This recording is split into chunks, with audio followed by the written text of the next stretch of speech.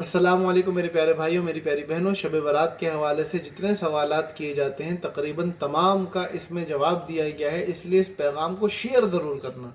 देखो सवालात क्या क्या आते हैं कि भाई शब बारात बड़ी रात है या नहीं है, शब बारात के अंदर अल्लाह पाक आसमान दुनिया पे आते हैं या नहीं आते हैं, इस रात को कब्रिस्तान जाना चाहिए कि नहीं जाना चाहिए, इस रात को इबादत करनी चाहिए खसूसी तौर पे या नहीं करनी चाहिए, क्या कोई ख़ास इबादत बताई गई हैं या नहीं बताई गई हैं। इसी तरह इसके हवाले से सवाल ये आता है कि 15 शाबान का रोज़ा रखें या ना रखें, और इस रात में अगर सबकी मग़फ़िरत हो जाती तो वो कौन लोग हैं जो इस रात में ही मग़फ़िरत से महरूम रहते हैं।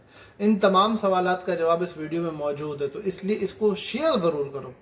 तो भाई पहला मसला क्या है कि ये बड़ी रात है या नहीं है। तो उसके बारे में पहली बात तो ये है कि अहादीस सहीहा और अहादीस ज़ईफ़ा की एक बहुत बड़ी तादाद है जो इस रात की बड़ाई को, इस रात की फजीलत को बता रही है, जिससे पता ये चल रहा है कि ये बड़ी रात है। दूसरी बात, सूरह दुखान की आयत नंबर 3 के बारे में भी मुफस्सिरीन की एक जमात है जो ये कॉल करती है कि ये शब बरात लैलतुन निस्फ़ शाबान के बारे में है।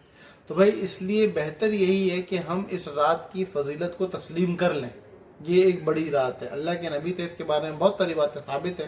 तो ये पहली बात का जवाब होगा कि भाई बड़ी रात तो है, ये आम रातों की तरह एक रात नहीं है बल्कि फजीलत वाली रात है। दूसरी बात क्या थी कि भाई क्या इस रात में अल्लाह रब्बुल इज़्ज़त आसमान दुनिया पर तशरीफ़ लाते हैं या नहीं लाते। तो भाई ये हदीस से साबित है, हज़रत अली करमल्लाहु वजहहू की हदीस है कि अल्लाह रब्बुल इज़्ज़त आसमान दुनिया पर तशरीफ़ लाते हैं और फरमाते हैं कि है कोई गुनाहों से बख्शिश मांगने वाला है कि उसको बख्श दिया जाए, है कोई मुसीबत में मदद तलब करने वाला है कि उसकी मदद कर दी जाए, है कोई माल में वसअत मांगने वाला है कि उसके माल में वसअत कर दी।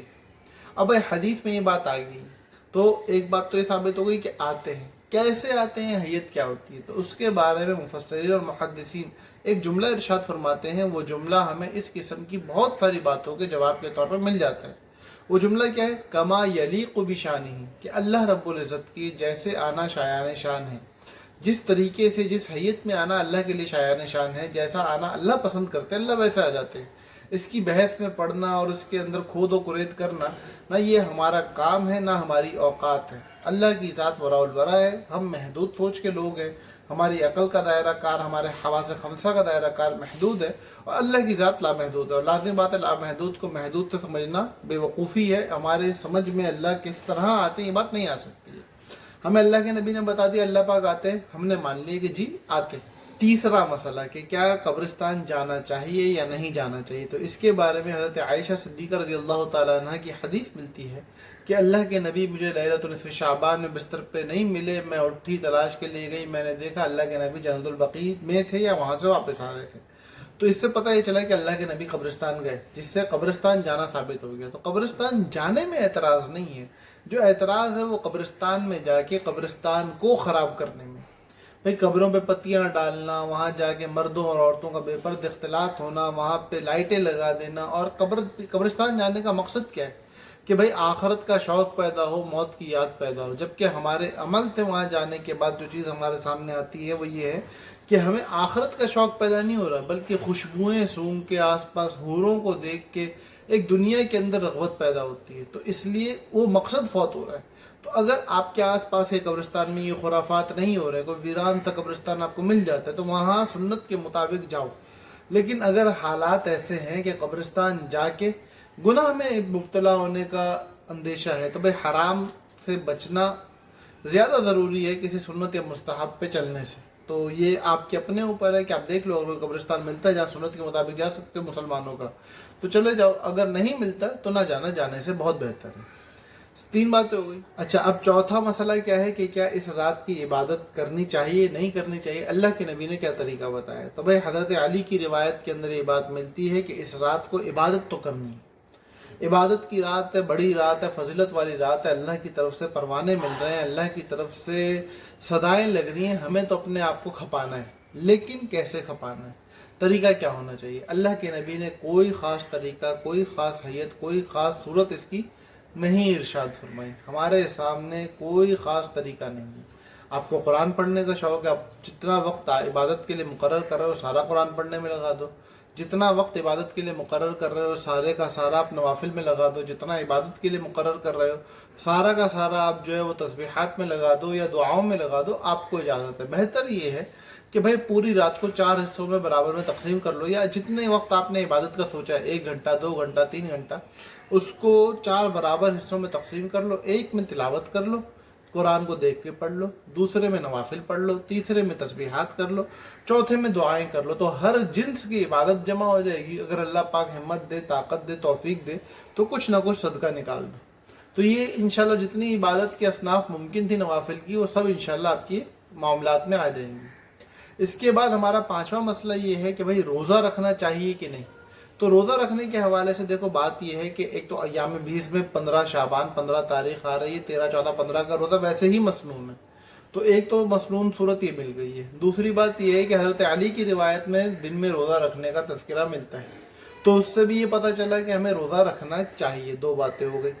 تیسری بات یہ ہے کہ شعبان معظم کا روزہ اللہ کے نبی ویسے ہی مستقل رکھا کرتے تھے، تو بھائی وہ کثرت وہاں پہ بھی پائی جا رہی ہے، تو 15 شعبان کا روزہ ان 3 علتوں کی وجہ سے رکھنا مسنون ہے، مستحب ہے، رکھنا چاہیے۔ لیکن اگر کوئی نہیں رکھ رہا تو اس کو تنقید کا نشانہ بھی نہیں بنانا چاہیے۔ تو بھائی یہ جو ہمارے ہو گئے تقریباً 5 مسئلے۔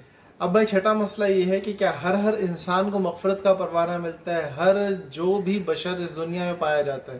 تو بھائی حدیث ایسے ملتی ہے، ایک حدیث کے اندر تو یہ ہے کہ تمام لوگوں کو مغفرت کا پروانہ ملتا ہے سوائے 7 کے، اور ایک حدیث میں آتا ہے کہ بنو ثقیف کے اندر جو بکریاں ہیں ان میں سے تمام بکریوں کے اوپر جتنے بال موجود ہیں اتنے سے زیادہ لوگوں کو مغفرت کا پروانہ دے دیا جاتا ہے۔